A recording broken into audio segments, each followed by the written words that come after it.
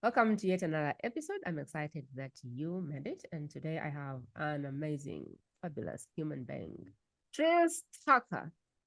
I love this human being. And we're going to talk about the real intuition now from someone who's done it all her life.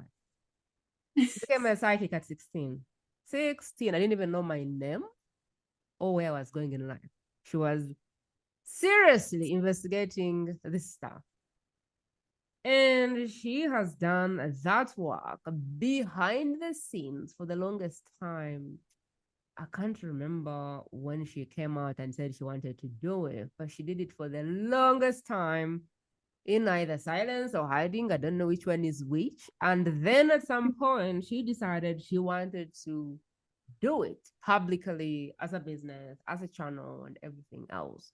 And so, with my little knowledge of this spiritual world, Teresa is a psychic medium and she's an intuitive channel, which means that she guides human beings who may have too much noise in their life that they find themselves at crossroads. So let's say, for example, you're in a marriage that you don't feel good about and you don't know whether to leave or stay. That's a decision that if you don't trust yourself, is hard to make. And so you could spend 10 years thinking about leaving, or you could use someone like Tracy to help you listen to your own gut given decision. I want to think that this is what she does. Or you feel you meet, I don't know, you feel called to do something, leave your job, which is a 25-year-old job. You feel like you want to leave, you feel called to build a business, but it's a hard decision for you because that has been your identity and you don't know if to leave or if to stay. You have the answers within you, but you're clouded. Your judgment is clouded. And so you don't have self-trust. And you're like, what should I do?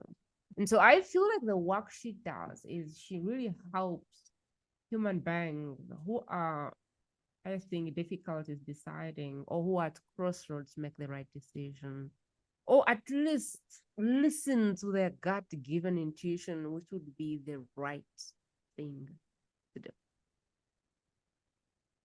That's what I understand about the work she does. She just doesn't facilitate that. She really helps you afterwards understand how to get the answers yourself, I would imagine. So now let's turn the camera back on Tris and let's see how she scores me.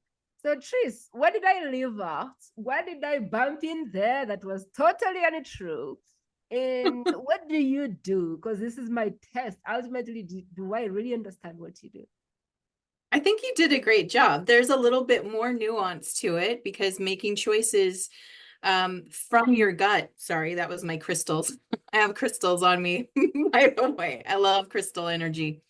Um, Making choices from your gut isn't just about listening to that little voice, but understanding which little voice is talking, because we have many contributors inside our head about what direction to go in, and it depends on what it's connected to. For example, your intuition is connected to your heart. And this is the energy center where our connection to God and source energy lives. So when we're following that guidance of the heart, we might feel like we're taking a risk. When our heart is open, we can feel very vulnerable. There's other voices like that of the ego, and those usually are connected to the feelings of fear. And those voices will guide us in a different direction, usually kind of the counter opposite to the direction of the heart. So what's interesting is people tend to feel fear in both directions, but it's a different kind of fear. So when you're listening to your heart-centered guidance, you're going to feel fear, but it's the fear of the unknown.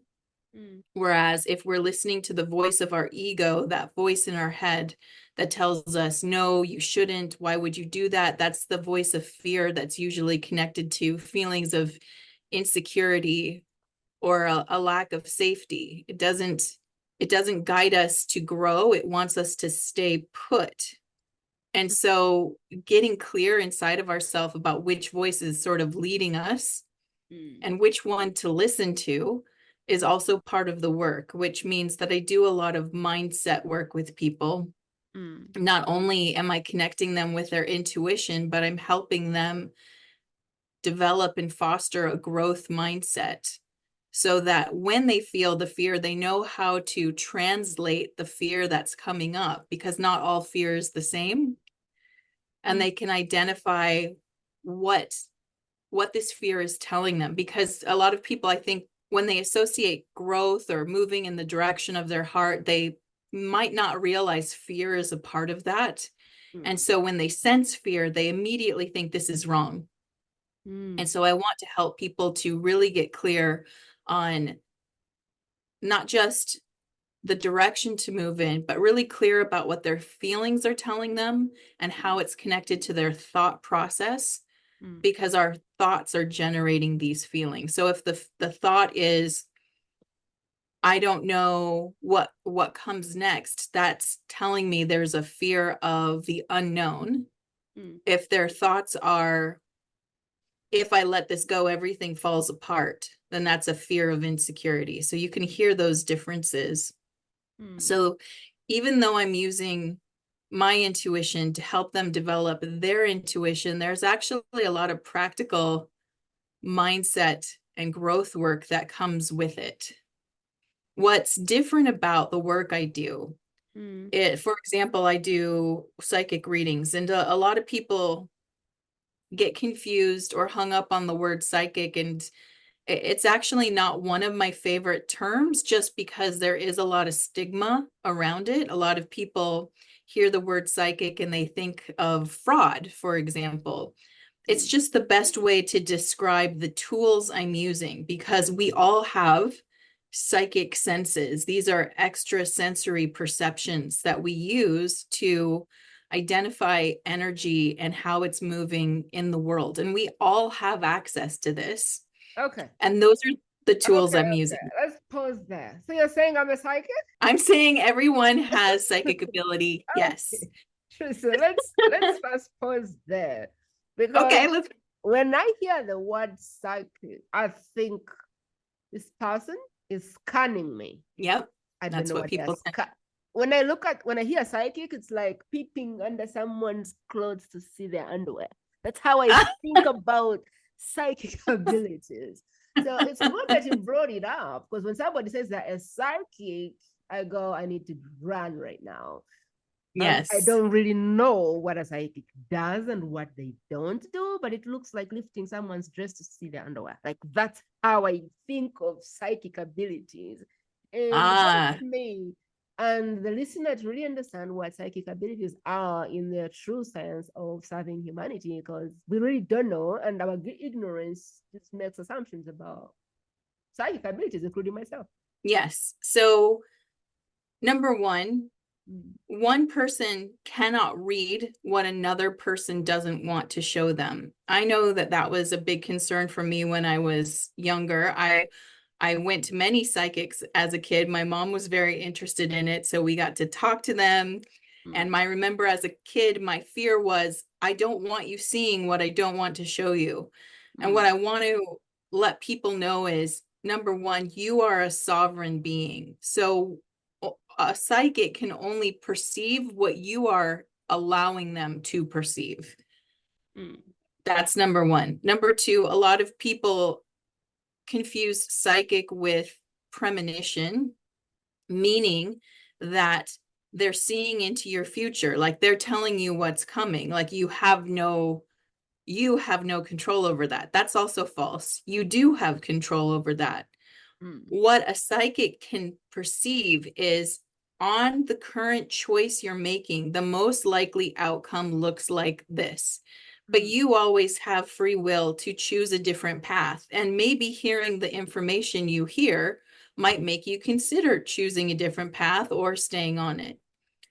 2 or 3 rather, psychic abilities are, I want you to think of them like an extension of your physical senses. So most people have the ability to see, and you would have a psychic extension, which is called clairvoyance, the ability to see in energy.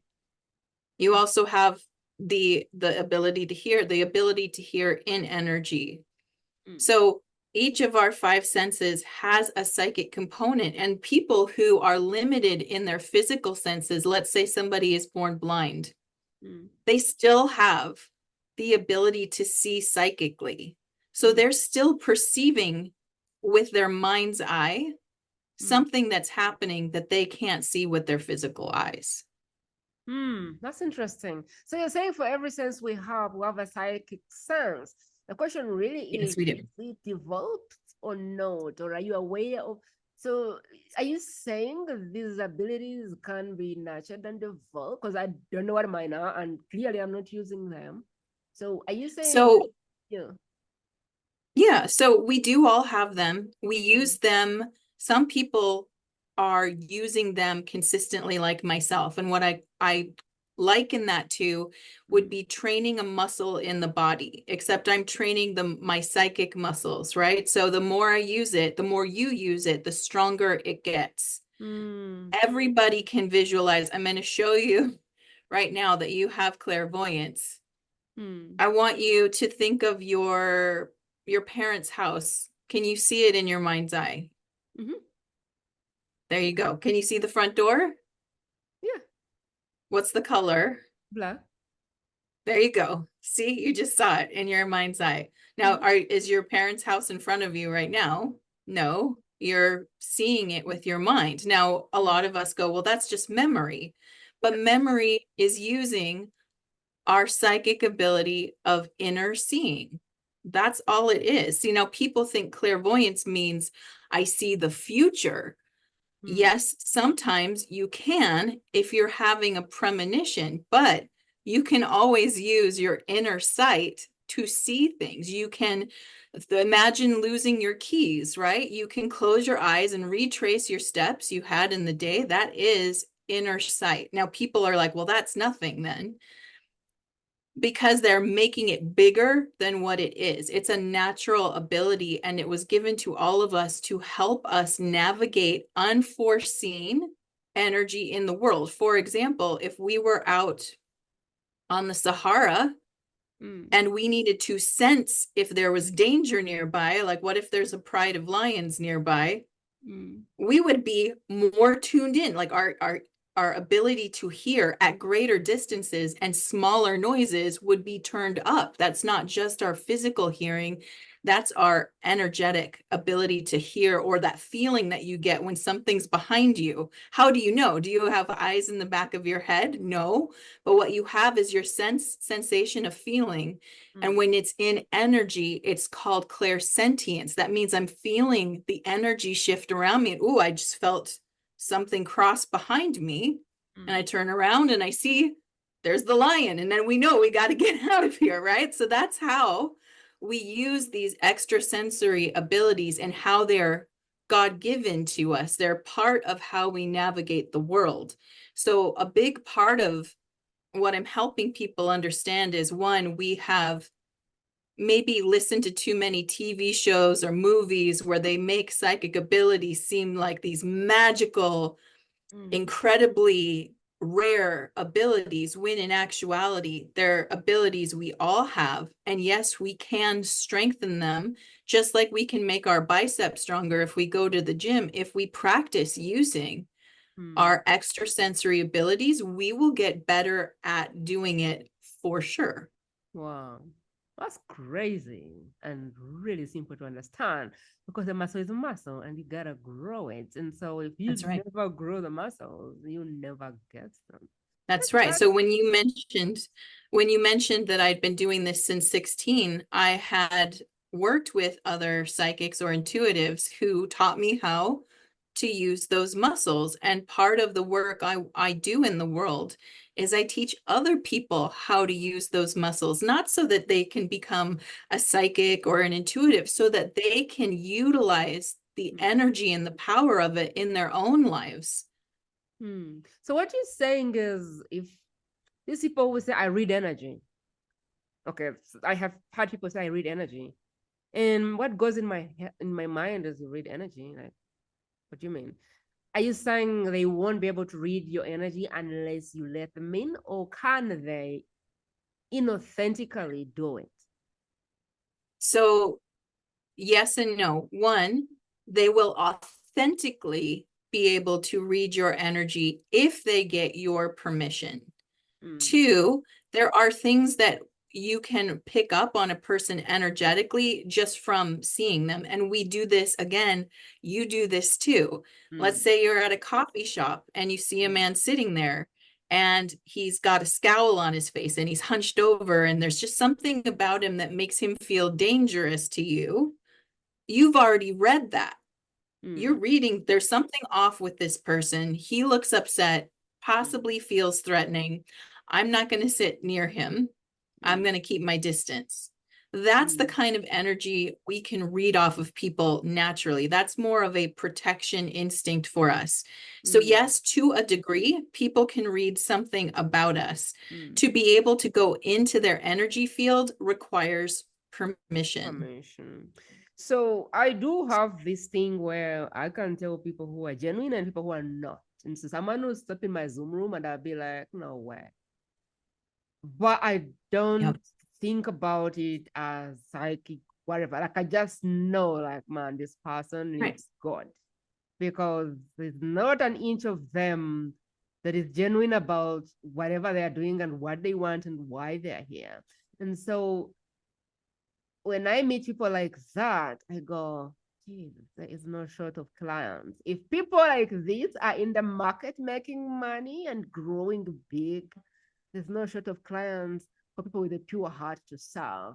So tell me about that. Like, why do I have a clear distinction of this person is really not in the right place in their heart versus I like this person. I feel a genuinity around them, even though I don't know that I'm reading anything beyond just feeling and knowing.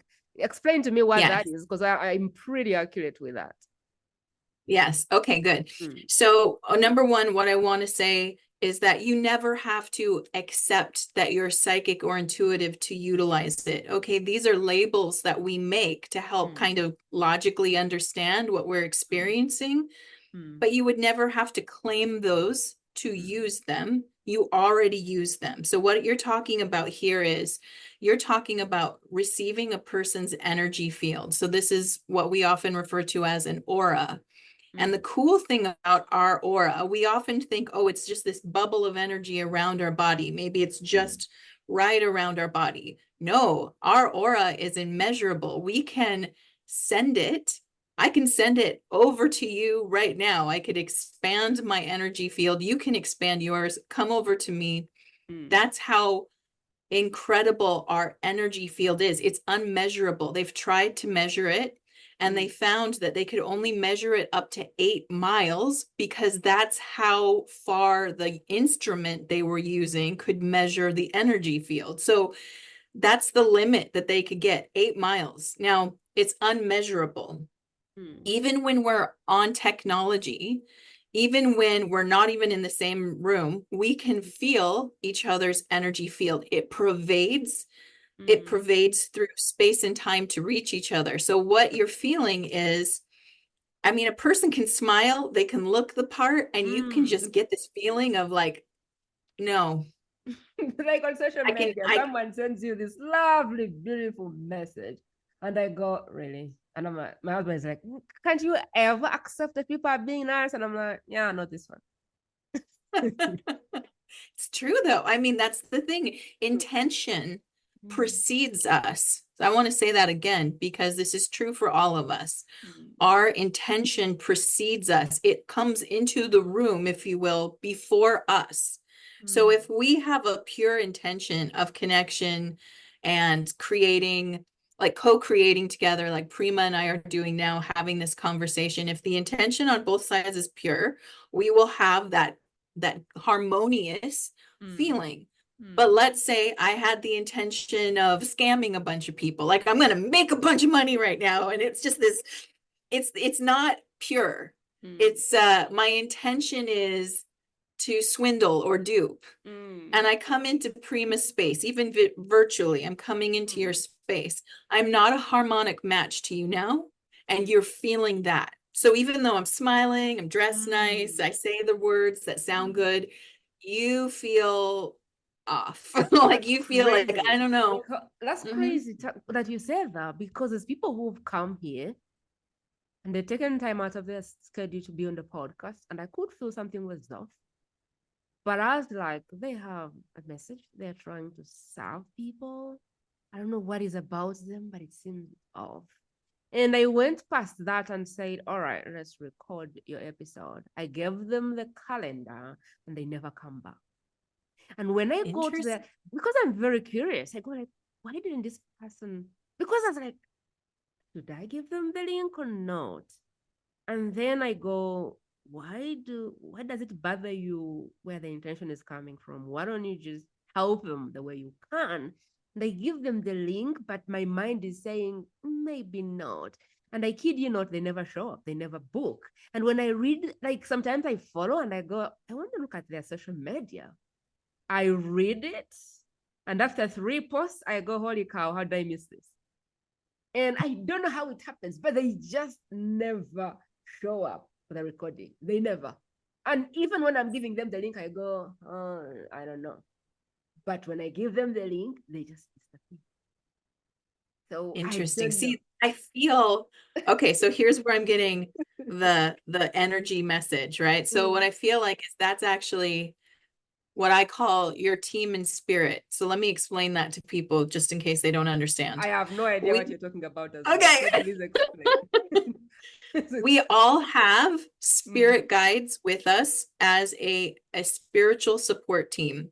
They are around us 24/7, and their job is to look over us and to listen to our, what we desire, and they're helping us stay in alignment with that. They're helping us stay in alignment with our soul contract, which I know is another topic, but just we have soul contracts that we wrote as a soul. Our spirit guides help us stay in integrity with our soul.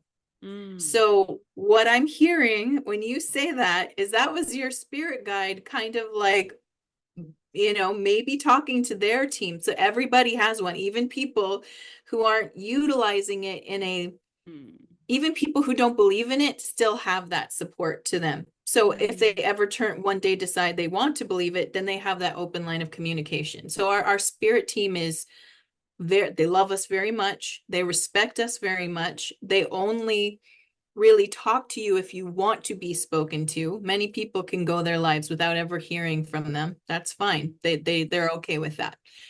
But they are also protecting you. When you set an intention, that's an ask, right? So I'm asking to talk to people who are in integrity.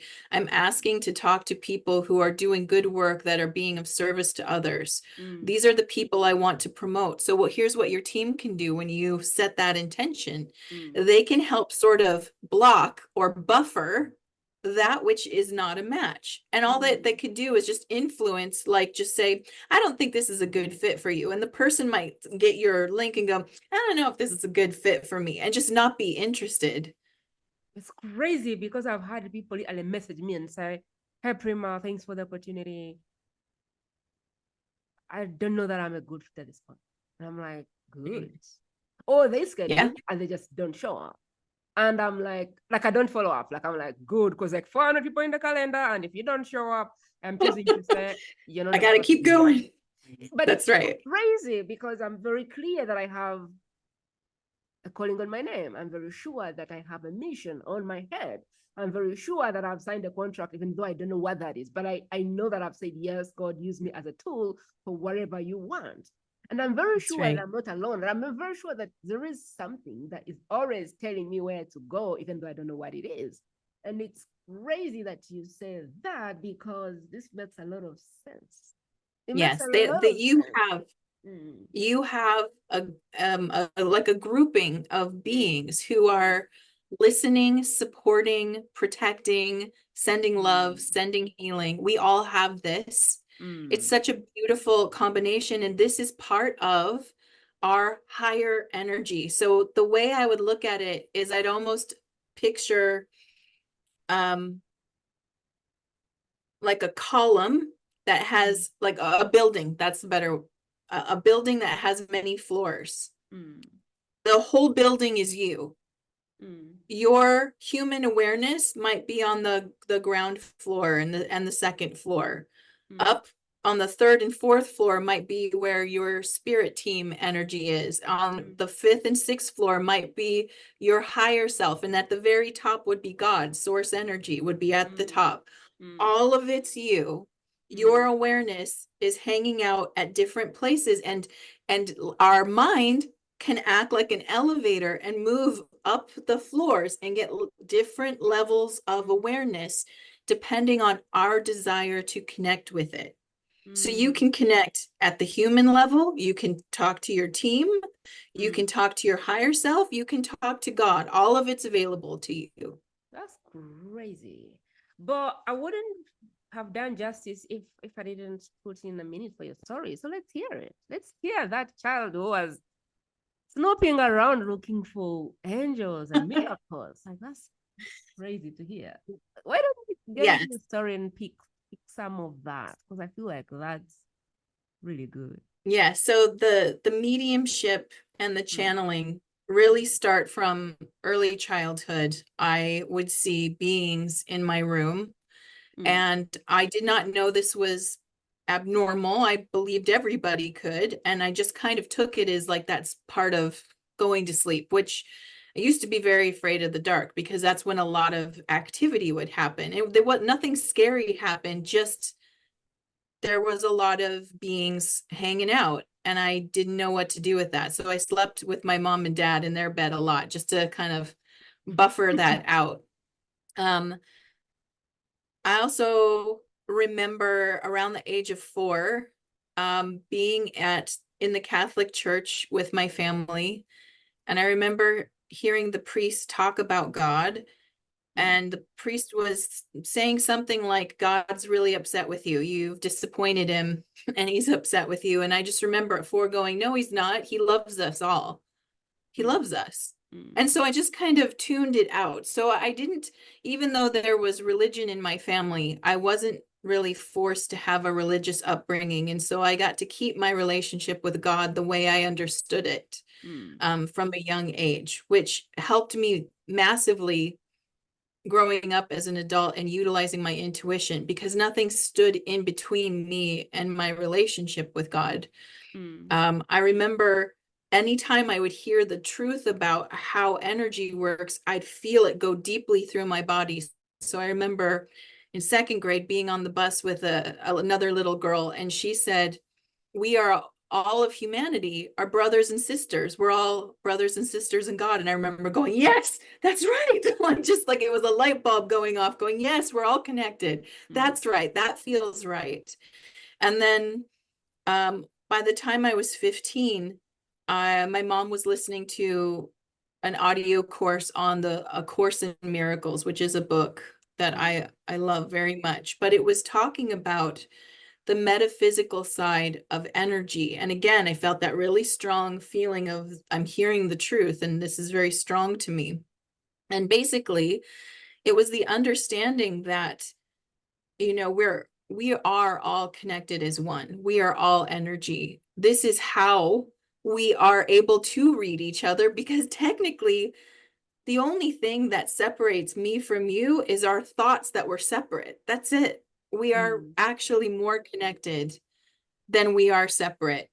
We get mm, to live a life experience where we're experiencing the idea of separation so that we can make a decision about it. Either, yes, I agree with separation, or no, I agree with this unity consciousness, this oneness.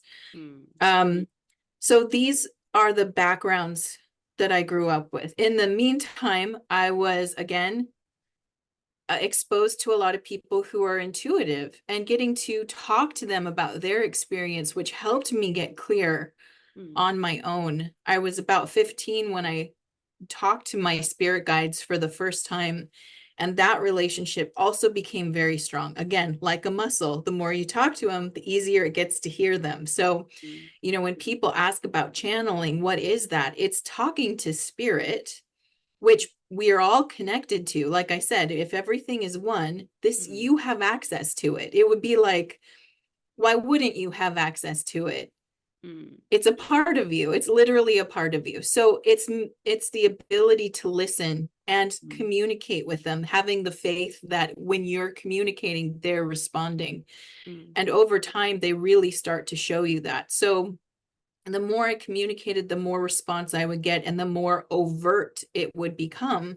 And I started to see that no matter what work I did, what would happen is that people would sit down and talk to me, and the conversation, no matter what it started with, would automatically go to trusting yourself and automatically be about, you know, what do you feel like your life purpose is? What are you here for? And what's keeping you from expressing or experiencing that? And this was just happening to me. Like you said, you feel like you have a calling on you. I remember I'd be doing makeup. That was a job I did when I was in my 20s. I worked at a makeup counter and I'd be doing makeup on people, and silly me thinking that's what I'm there for. When I'd be having these like 2 hour long conversations with these clients. And at the end, they felt like a burden was lifted just from talking to me. And again, it would happen. I worked as an art director in a gallery, and people would come in. You'd think they're there to look at the art, but they'd stop and they'd talk to me, and we'd have these deep conversations. So it was one of those things where I didn't know I was doing the work, but I was. And the conversations were always around clarity and me introducing them to parts of spirit, if you will. Just like I was telling you today, I'm like, you have a spirit team. They are working out for you. And it's kind of like, oh, yes, that makes sense. Yes. So this is the sort of the natural development of the coaching practice over time. The psychic ability things would also come up where people would feel the need to shift energy and they would turn to me. This happened a lot. That I was, like you said, in hiding. I didn't know if anyone would approve of me claiming this, but I also was utilizing it. And so what would happen is I would mention it to someone and they would be very receptive. And then they would ask me, I'm going to do this, this charity benefit. I need to clear any negative energy from this space and create a space for abundance and joy. And I would do that work and it would happen. And then another person would ask me to do that work. And so it was, again, I was doing the work that I didn't know was mine to do. These opportunities just kept coming up. And it was a point at which I was in a meditation with my own spiritual energy. And I remember I was very stuck at this point. Nothing in my life career-wise was blossoming. It just kept feeling like I was at a dead end. And I asked, what do I need to do? And my team responded with dream bigger. And at the time, I had no idea what that meant, to dream bigger. I thought, how big am I supposed to go? But it was just like, allow yourself to be who you are fully. Stop trying to hide this part of yourself because you're so worried about whether or not it will be accepted or approved. Why don't you accept and approve yourself and see what happens? And when I did that, that's when life really started to open up. That's when other gifts that I had really started to come to the forefront. And I'd have people tell me I have the gift to channel. And at the time, I was so scared to hear that. I was like, no. Now that's not something I can do. It's funny. And yet, it's funny because I just went off with a gentleman who told me his message, and then I reflected it back to him, and he was like, "Are you psychic?" I'm like, "What?" It's like, how can you possibly say every word I had in my heart but didn't know how to pronounce? But somehow you've been able to just say it the way I've been praying and wishing to say it but didn't know. And I'm like, okay, I have no idea what you're talking about. And I was like, that's really scary. And I was like, if Yes. you're not a psychic, you must have some abilities that you don't know, but you do. And I'm like, okay, what about I just understand messaging? He just started laughing because he was like, I don't want to scare you, but when the right time comes, you will know. And I'm like, okay, that's scary. See, this is what's hard because we have preconceived ideas around those labels like Mm, psychic or intuitive. mm, We have to investigate our own mind. Like you said, when I hear the word psychic, I think of a charlatan. That's okay. Many people think that. And unfortunately, there are people in the world who work to prove that to be the truth. wow. So it's not, that label might not resonate for you to use Mm, because it will block you from using the ability you're using. So forget it, right? Like hear it, go, okay, and then let it go mm, because you are using your extrasensory abilities. You have the ability to read other people. This is a gift. mm, It is a gift to be able to read someone's energy is an extrasensory ability that you have worked on and developed and have become quite good at. Therefore, it is a strong muscle within you and you are easily able to do it. But you don't have to put a label on it if it limits you from accessing it. I think so because do I have some gifts? Yeah. Do I want to be called a psychic? And what? Maybe not. What about a normal human being who has some gift? What's wrong with that? There you go. I find so the reason I do use it Mm, was is because I do also do readings for people. mm, And I felt like it was the word that described the job the best, but mm, it does come with that baggage. And so part of the work I have to do is prove my authenticity, mm, prove my integrity mm, and intention. And when mm. people can read that, then they can go forward. Then it's okay. So tell me about the readings. I've never taken a reading because I just don't understand what's the point. Why have I lived my whole life without reading, and now why am I reading? Like, tell me about that. Maybe after I've had your explanation, I will take a reading because I'm like, you want to read my palm? Why? What for? What's wrong with me that you want to take my reading? No one has ever explained Yeah. to me why I need to take a reading. And what tell us about that? Because I feel like now I understand psychic and okay, maybe I was really, really shallow with it. But what about readings? What does Okay. having a reading help me achieve that I don't have now? Okay, that's a good question. So again, I want to preface this with Mm, everybody does it differently. mm, And I want to take something small that you had mentioned, like a palm reading.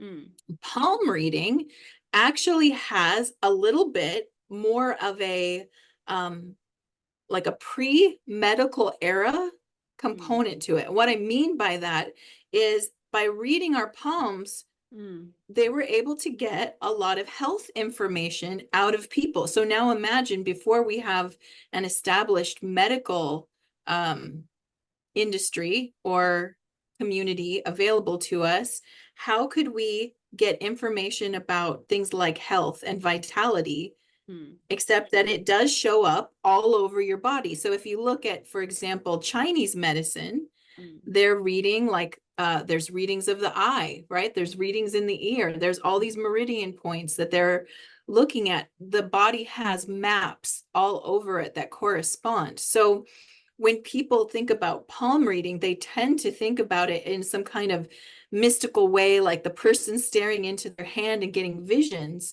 But actually, there's some components to the hand that can tell you mm, based on the color of the hand, the texture of the hand, the firmness of the hand. This can give a lot of health information. And then, of course, there are markings which that they're reading in the hand that can give other bits of information. So this is one style mm, of reading. mm, Now, I predominantly read people online. So we're not going to do hand reading. It doesn't really work online. You need to be in person. So the kind of work that I do, the kind of readings I do is one, I ask permission always. So I'm asking permission of the person at the beginning if they're okay with me reading their energy. And when they give me permission, then what we do is I align my energy to theirs. So I try to bring us closer together in energy so that I can look and feel what happens. So I'm highly empathic. So when someone says, okay, you can read my energy, I move my field of energy into theirs, and then I start to feel the things that they're feeling. And specifically, what I do is I will feel into their energy centers, and that gives me more information. So again, I'm not seeing specific moments in their life, I'm getting feelings off of them. Like, for example, if I'm reading a person and their solar plexus, if I feel into that and it starts to feel weak and I can tell I'm nervous. I'm like, this is a nervous person. They're holding a lot of tension in their solar plexus. They're not so sure about a choice maybe that it's related to, or they're not very secure in themselves. That's something I can guess. A lot of times, if someone's holding a lot of grief, their heart feels tight. So I will feel a tightening in my own chest. This is where we hold grief. So let me ask, how long Yes. does it take to read someone? It depends on the kind of reading we're doing. So generally, I can read someone. I usually give it about 25 minutes for a short session. My most popular session is about 45 minutes. And then if they want to talk to spirit, see if I can connect with someone on the other side, that's about a 90-minute session, because that takes a little bit more energy. Okay. Then it doesn't make sense. I thought you would do like a small demo on me, but 25 minutes might be too much for this. Okay, so you were telling us through it. I was going to be the live example, but it doesn't work. If it's going to take 25 minutes, it made. Yeah, I mean, I would love to. We should do a different one where we put some time on that. But what we're doing in energy, so I read the energy and I give feedback about what I'm feeling and what I'm getting, and I can also feel what's very strong too. So I do acknowledge where I feel the strength in the body, where what feels grounded or what feels really developed. I will let people know what I'm getting. And then I also point out with love where I feel there's a block or tightness or a wobble sometimes. And I explain what's coming up with that. My team will usually give me a few keywords and say, this person's got a heart wall, right? So they're protecting their heart from being hurt again. And they'll show it to me. They'll show me what it looks like, give me kind of a visual so I can explain how it feels. And that's me reading the body and reading the energy. And oftentimes I will pair that I use tarot cards. Now, what tarot cards do and how they help is they are tools that connect to the subconscious mind. And so what happens is I will have the person focus on their question and tell me when to stop shuffling. And I will ask them how to flip the cards over, and they will tell me. And then what comes up are a bunch of images and symbols that help me read what the universe is talking about in regards to the situation. So many times it'll explain to me the energy of the situation, and then oftentimes there's guidance, like this is how would we move through that. So they're often giving me information on what the person's going through and what's blocked, maybe at the subconscious level, and then how to proceed in the direction you desire. Pretty cool. So walk me through the process of, or is that what we were going through? The process of, Theresa, I know that I need to do this thing, or I don't know, but I need to make a decision, and I feel like I can't do it. And I don't want to make a long-term decision and get it wrong. So I'm coming to you because I feel stuck and feel unclear. And I don't want to make a decision that is wrong. So walk me through that process. Like, what's step one to, or which process would you like to explain? Is it the how you get me clarity, or is it how you empower me to get my own clarity? Which one would you love to explain for this episode? Mm. Well, let's talk about how I would get you clarity. So Okay. if you're coming to me about, let's say you, for example, I have a client who I just finished working with. She's super lovely. Mm, And she wants to start a business, and she's wanted this for years. I've known her for a long time. mm, And she gets right up to the edge and she backs away. That's the pattern. mm, And yet, when I ask her, do you want to let this go? Do you want to, you don't have to do it. See, that's the other thing, mm, is we get into these mindsets that get very fixed. So mm, first, what I'm doing with the client is I'm helping them identify the mindset around the topic, mm, because they usually want a shift. That's why someone comes to a coach, right? They're stuck somewhere, or they don't feel like they're moving forward. And mm, their desire is always to create a shift. I want to experience the new. And so part of the process is first talking about, what do you want? mm, Why don't you believe you can have it yet?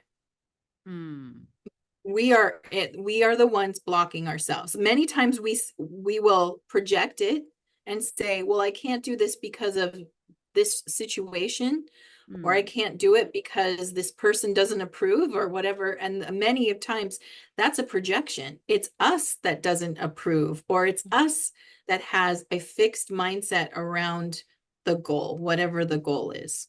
So the first part is to identify the feelings mm, associated with what you're going through, and then walk that over to, what are the thoughts that are creating those feelings? Because many times people think feelings just generate on their own. They don't. mm, Feelings are actually connected to the thoughts that you're thinking. So when we can identify, what are you thinking about this, then we can start to shift it. So my first step with people is, again, getting awareness.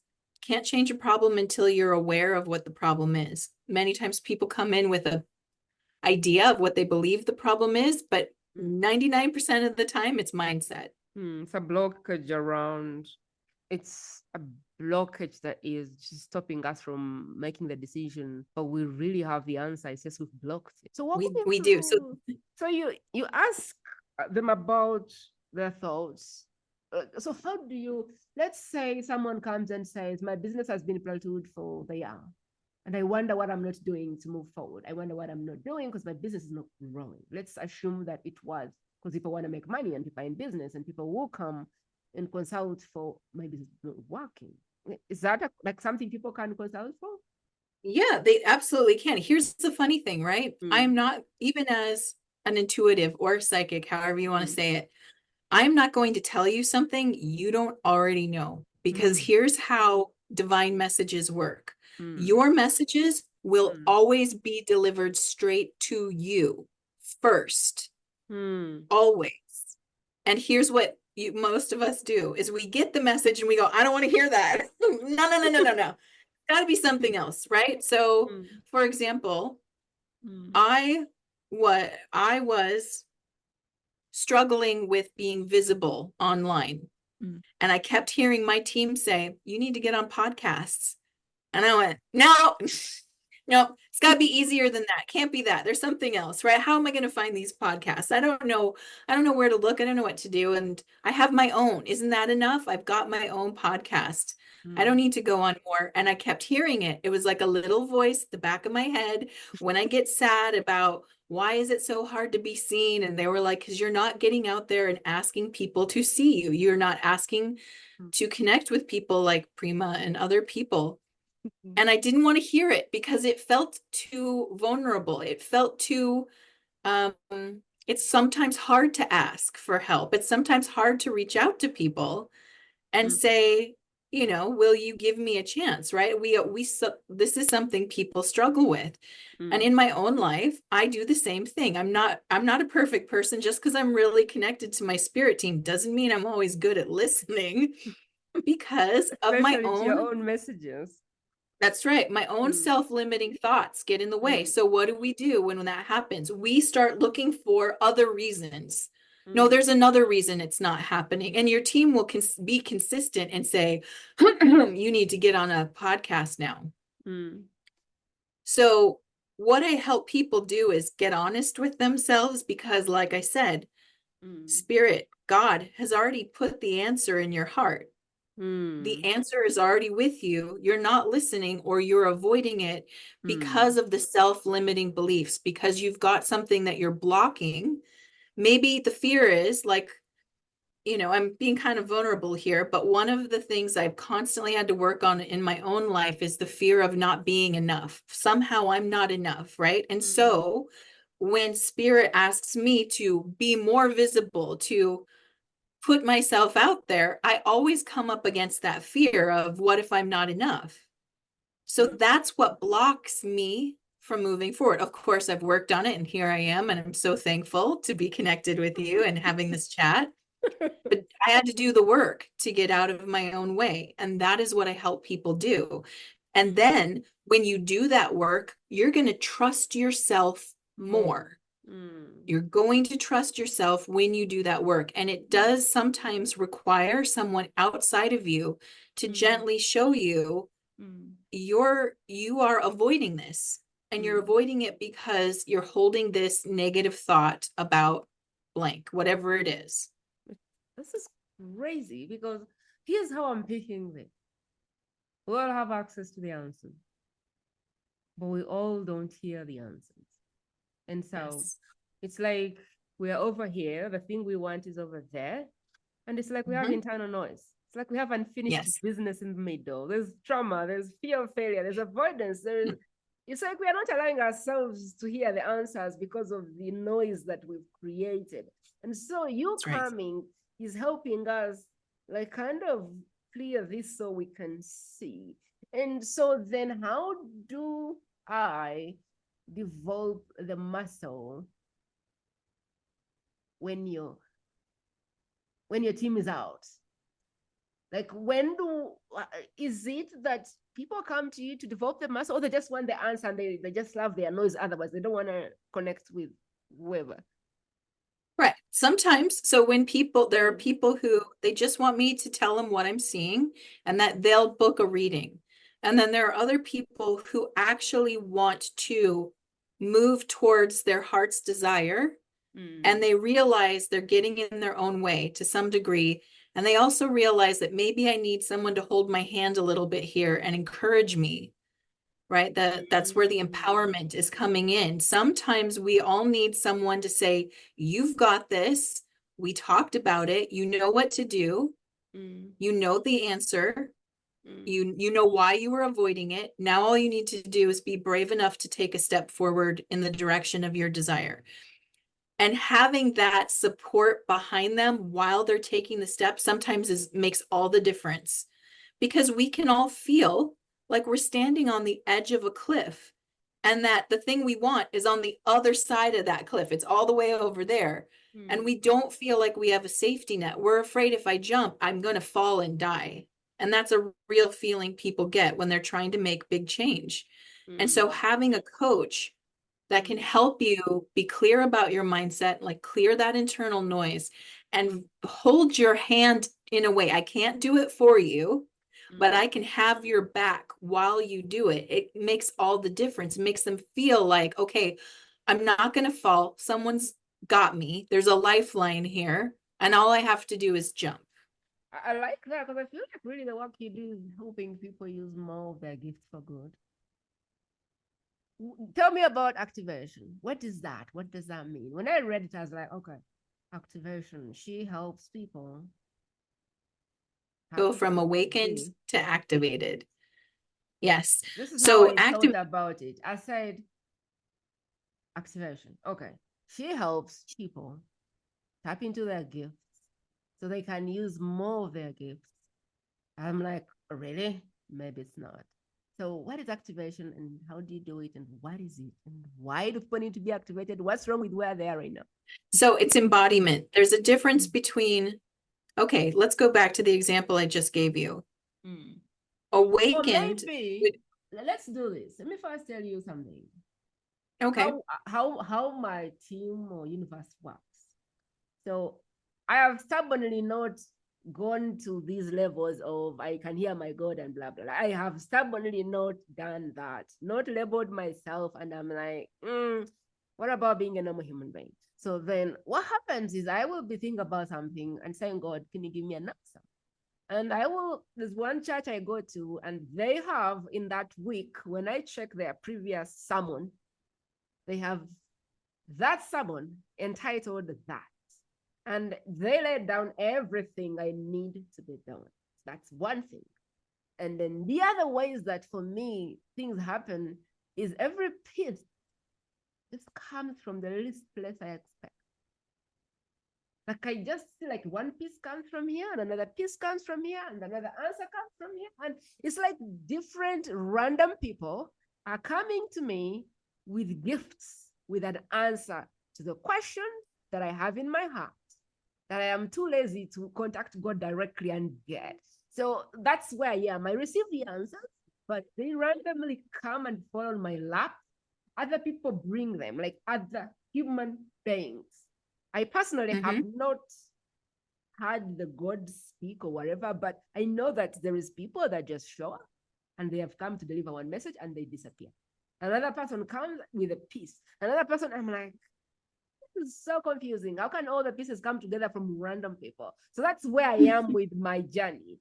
And I want you to use that. If you were to activate me, what does that mean? You're already activated, but here, let me explain. Number one, I want you to know God will always use the easiest path to get to you. So Spirit is not going to make you jump through some convoluted hoops to hear them. If it's people that will get your attention, God will send you people.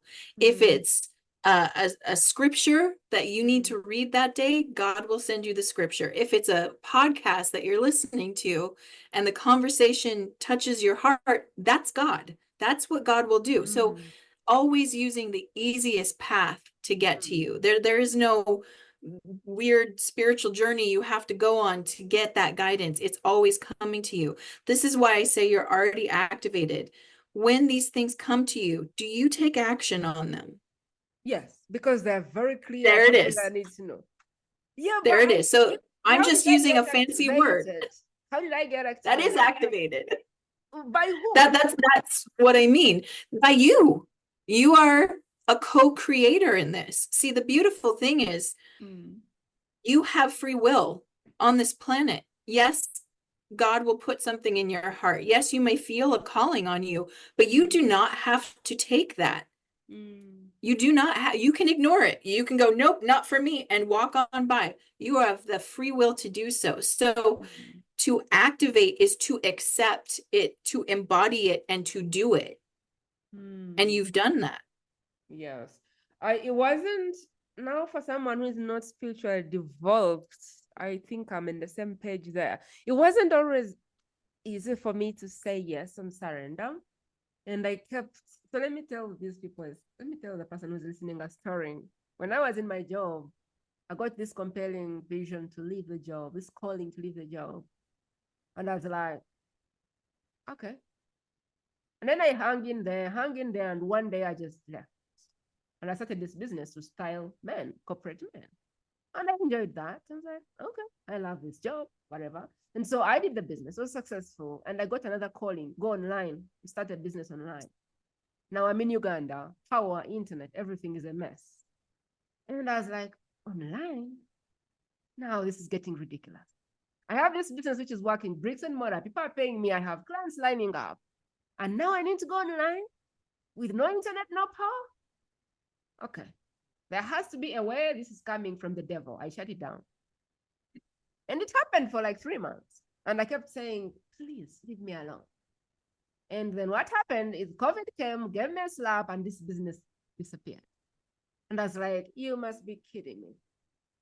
I was forced to start a business online because the business I had was taken away from me. And I was like,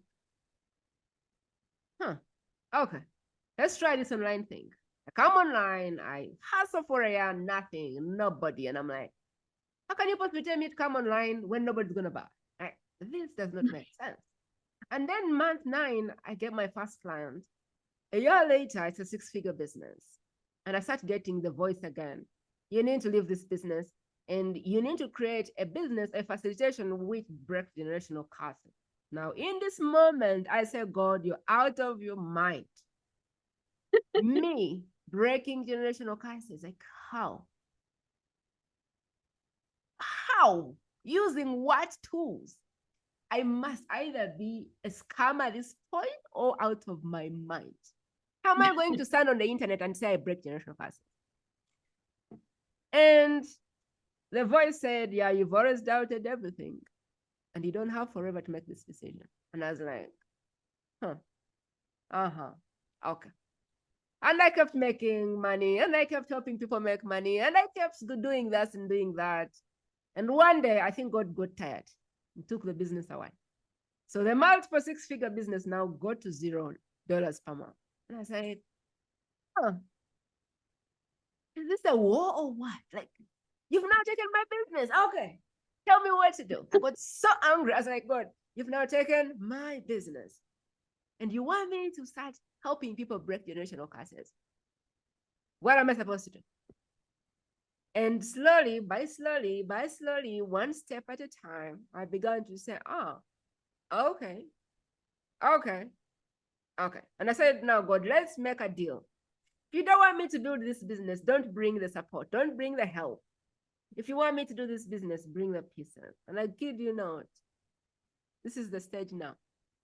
This is a stage for people who feel cold, but they are held back by trauma, generational curses, and all of those things. And all these facts came from nowhere. And everyone wants to contribute their gift to this podcast. And so if you're listening and going, how does this look like for normal people? You're listening to me. I have never even had a choice. I've always had like a slap. I get the message and then I hesitate. I drag my feet and I get a big slap and I go, all right, now I get it.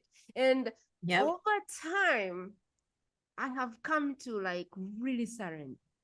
Because every time I say yes, the reward is bigger. And I think I have had enough now to know that fighting is not a wise idea. And now when the message comes, I go, all right, I'm here. What do I do? How do you want to use my gift to help humanity? Now, wherever I feel called to go, I will go.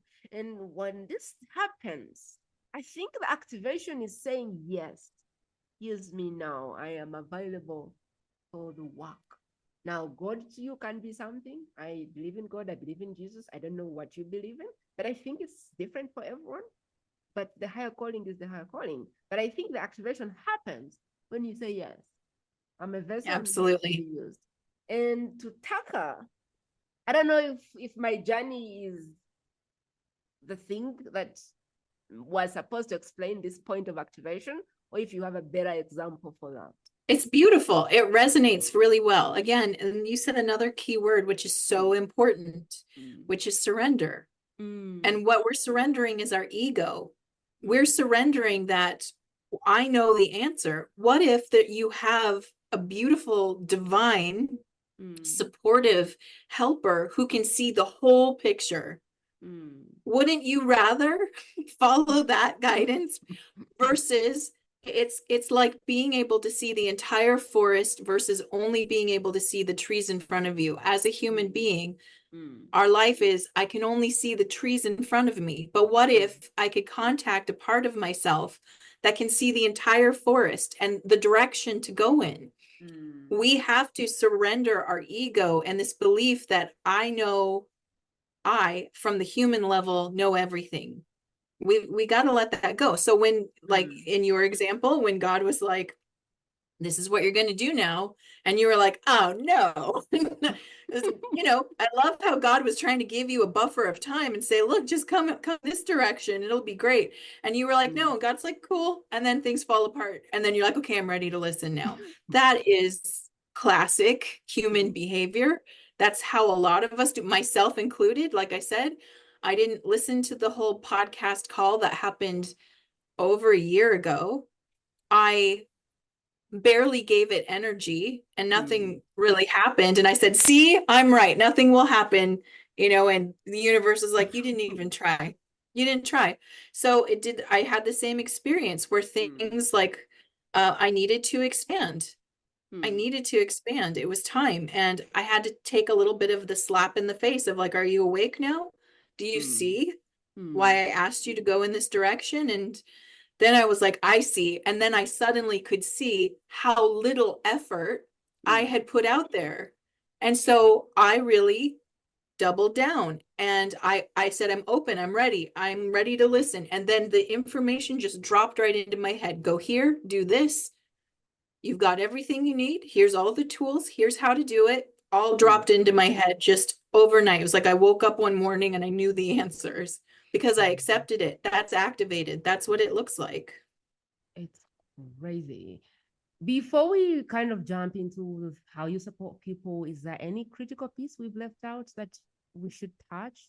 This is a big story and it keeps unfolding. So I Mm, feel like people have a good start if they want to hear more mm, about my own story and as well as see especially like the channeling in action. They can visit my podcast, which is called mm. Modern Mystic Soul, which you are also going to be featured on, so definitely listen to Prima's episode. It's fantastic.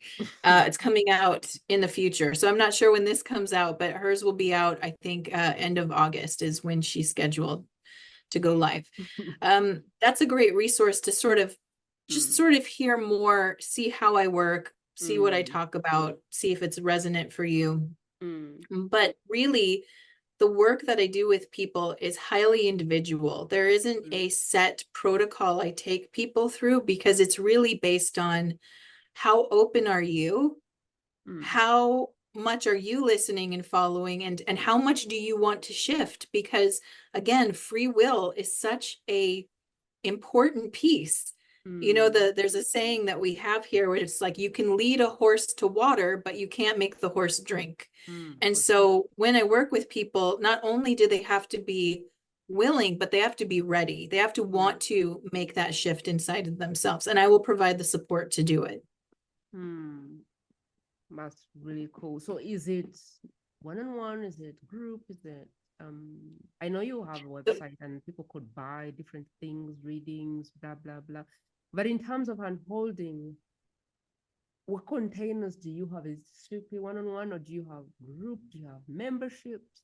Um, So right now with coaching, it is one-on-one. I find it works better mm, that way for me. There's going to be group coaching in the future, but for now, because again, it's such a highly individualized journey. I work with people on so many different topics. I've worked with them around relationships. mm, I've worked with people around building businesses. That's something that I seem to attract a lot, are people who are ready to build a business. So that's a big part of the work I do.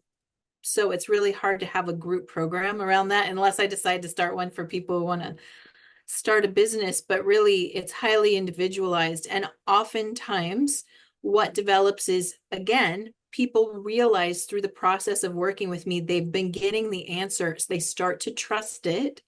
When they start to trust themselves, they start taking that action without needing so much guidance. And that's when I know that they're ready. They've moved into that mm, place where they are actively communicating with their higher self, with source, with their team. All mm. of that's happening. And that's how I know that they've made that shift. That's interesting because ever since I said, okay, whatever you want, Lord, I'll do it.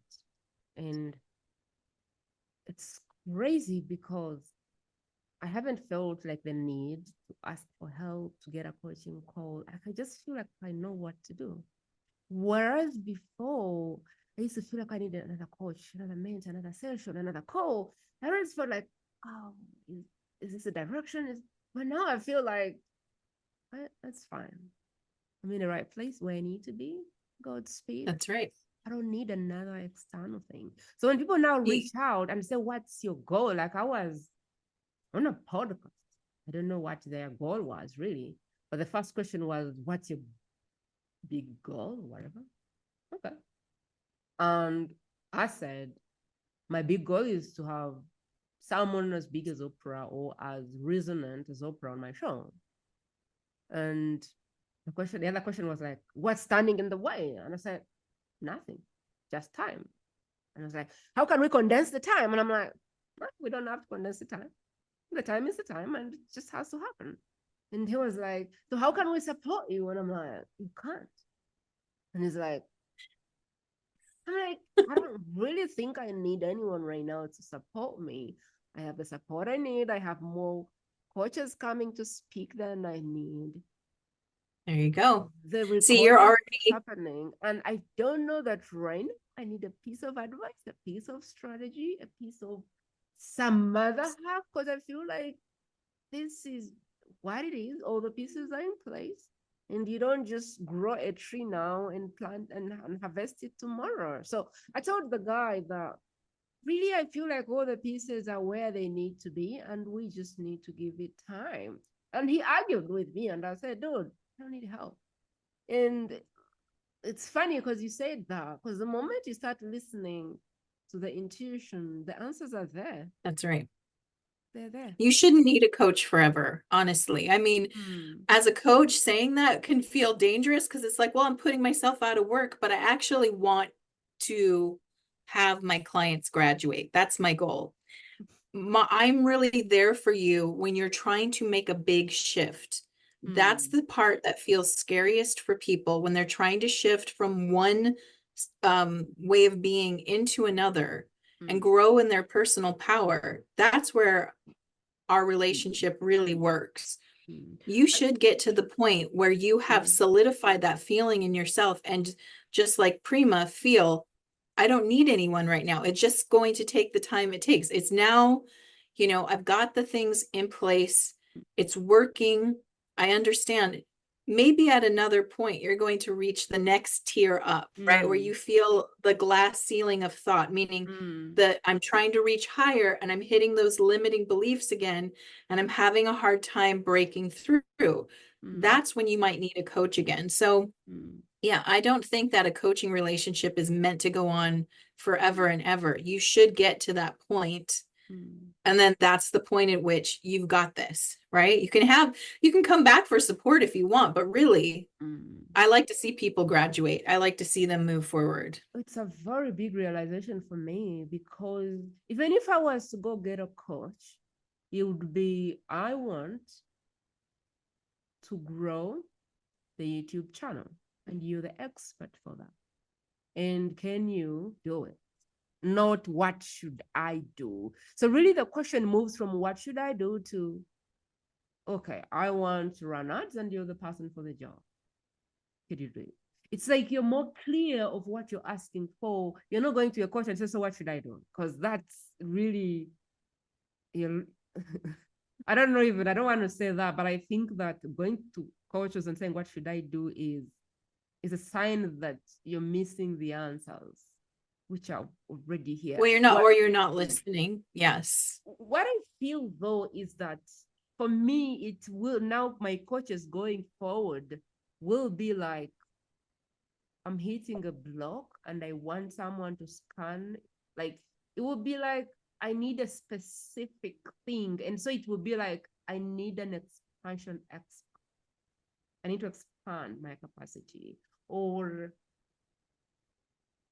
I need to do more healing and I don't know where I'm not reaching. Or it would have to be like a clear block, and I would probably even go to like a spiritual person, not a strategy person. I feel Right. like Well, now I need less tacticness, less how-tos, like tricks, and more holistic evolution of the human being that I am, to expand into the thing I am trying to do. But that could be scary for someone who doesn't understand what I'm saying. I don't know. Yeah, I mean, the type of coaching that I really excel at with people is your relationship with yourself. Because if we can get all of us internally on board with where we're going, things get much easier. The conversation you and I have been having has been a conversation about, yes, I've been receiving the guidance. I also offered resistance first. I wouldn't move. When I was asked to move, I said no or go away. That means I'm not aligning with everything going on inside of me. So, and here's to, I'm not telling people that you're not going to feel resistance if you work on this. Yes, you will. You will see it though. You will recognize you're in resistance and you will have a desire to shift out of that and into surrender, just like you've exampled for us. Oh, you know where to find Therese.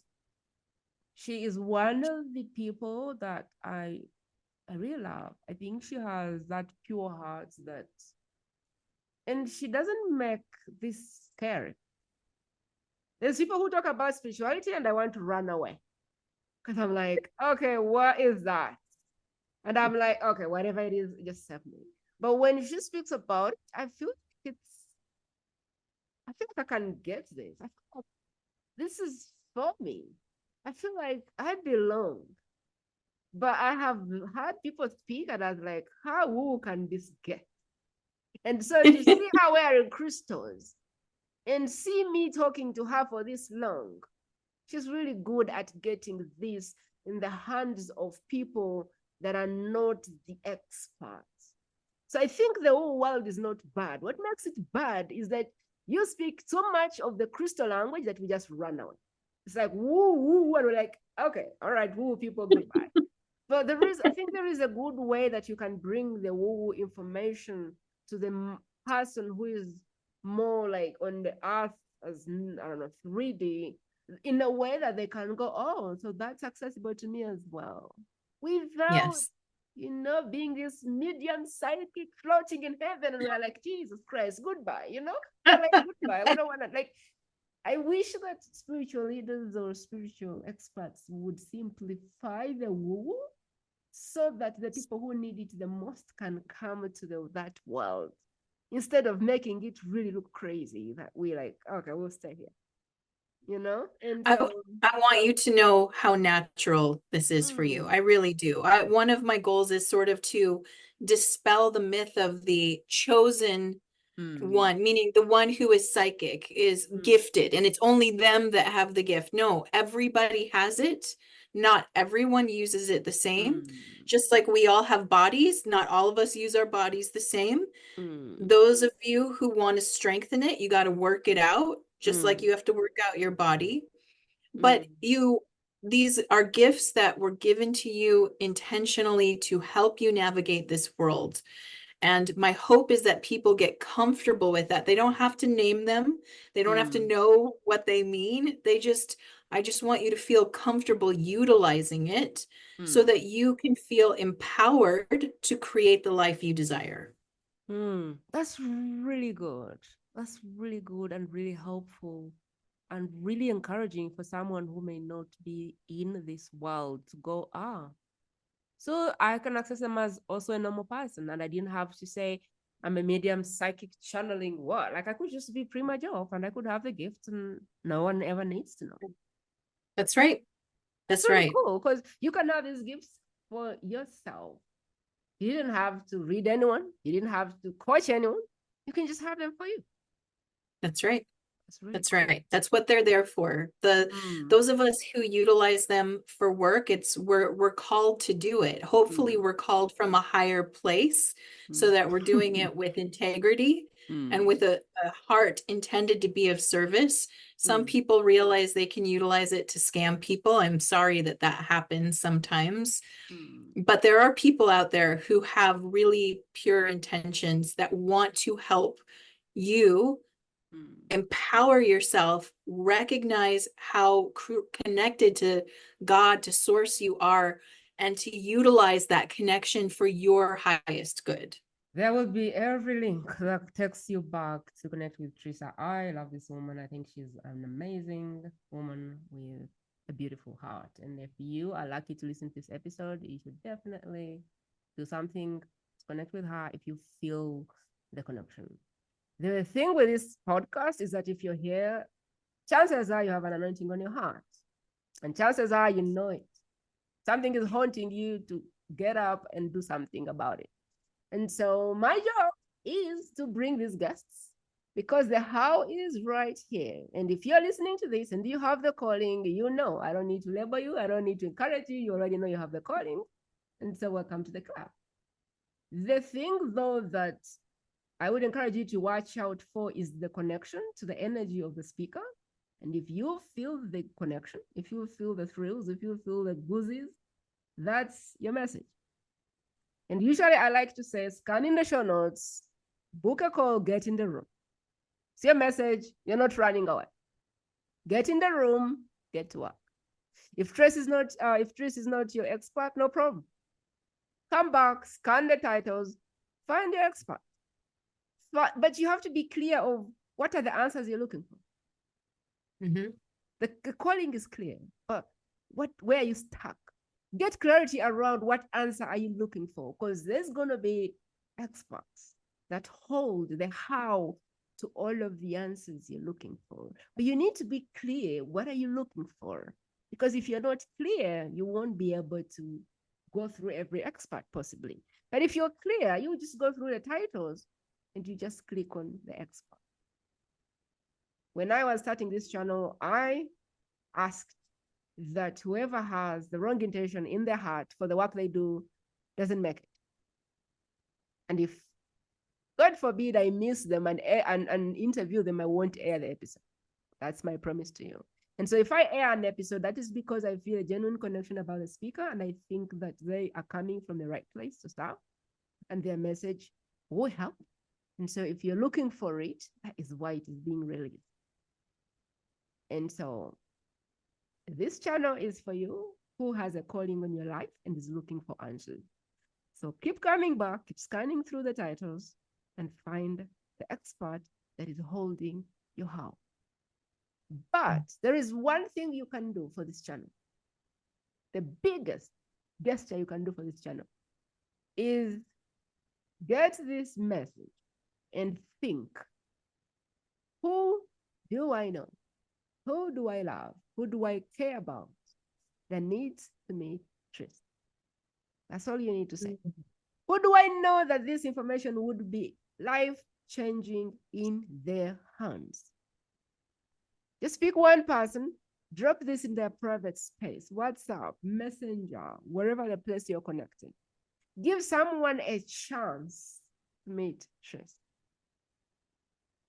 And if you're listening to this because somebody shared it with you, that is because we have a string going. So please pass the message to the next person who do you care about, that you want this message to be in their life. That's the premise of the podcast. That is the marketing of the podcast. That is how the message is gonna move. That is what you can do to support the work on my life and all of the experts that come through. As always, like, review, follow, subscribe.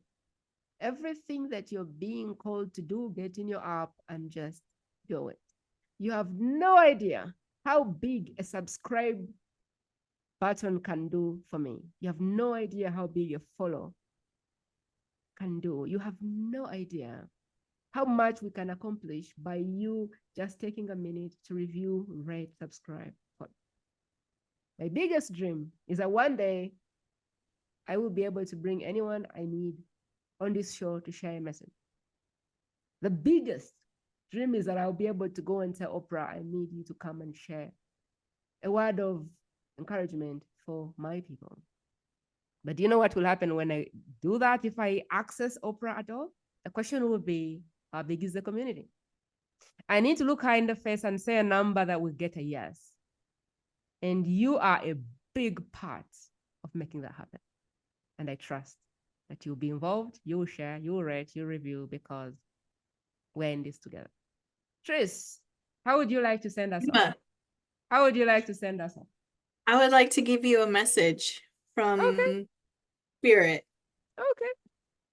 Spirit would like you to know that you may have already interviewed the next Oprah type person and that you Oh don't my even know gosh. it yet. Oh my God. I take that. Thank you. Take that. Thank you much for being on the podcast today. Thank you so much for hanging out with us. And Trace, we really, really appreciate your wisdom, your everything, your gift. Thank you for pouring Thank into the you. community. I feel chills right now talking about it. I really appreciate you, honor you, and thank you so much for coming on the show. Thank you so much, Prima. This opportunity has been so meaningful to me. Thank you for having me on your show. And thank you to those who are listening. Please subscribe to this channel. She is amazing, and I cannot wait to watch it grow. And I have a really, really powerful feeling for you. So just like you said, all it takes is a little time, Yeah. but you don't know what you've already done. So it's beautiful. It's beautiful. Sending you so much love. All right. Receive your flowers, my people. I'll talk to you very soon in yet another episode. I hope this was helpful. That is it, my friend. To listen to more exclusive interviews like this one, simply go to the World's Best Kept Secret podcast.com and select interviews based on preferred topic.